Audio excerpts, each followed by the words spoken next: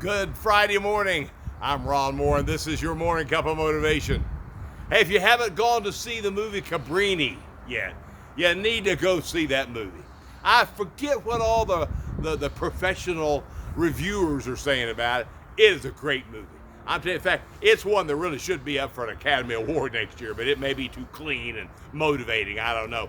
But without spoiling the story for you, though, it's of course of Mother Cabrini, who was the first American saint who had gotten the sainthood from the Catholic Church. And I mean, it's just a great story of courage and inspiration. And in one scene there, she's talking to the Pope. And I mean, this little woman, I'm telling you, she had the chutzpah, as we say, to go and stand in the face of some of these in an all man's world in that day. And one of the sayings that she told her that I'm telling you lit my fire, she said, and talking to the Pope now, she said, "We've got to be bold or we die." Wow. Get back, Loretta. I'm telling you, is that not absolutely true in the day and age we live in? Be bold or die. I tell you, we've got so many issues coming at us as Americans, much less around the world, that if we're not bold and take a stance, I'm telling you, we're going to die. And you know, that's the very thing that in the early church that God used, was the fact that they say in Acts 4, you see this, in Acts 4 it says, when they saw their boldness, they knew that they had been with Jesus. And you see, if we'll spend that time, I'm not talking about a boldness now that's just because, man, we're going to sack up our guts and we're going to take America back for God. No, I'm not talking about that. I'm talking about because we've spent that time with Jesus.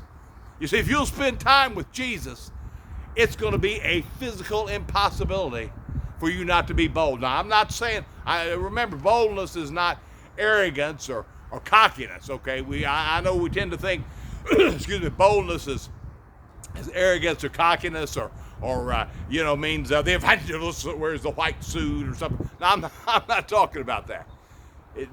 Boldness is going to be different strokes for different folks.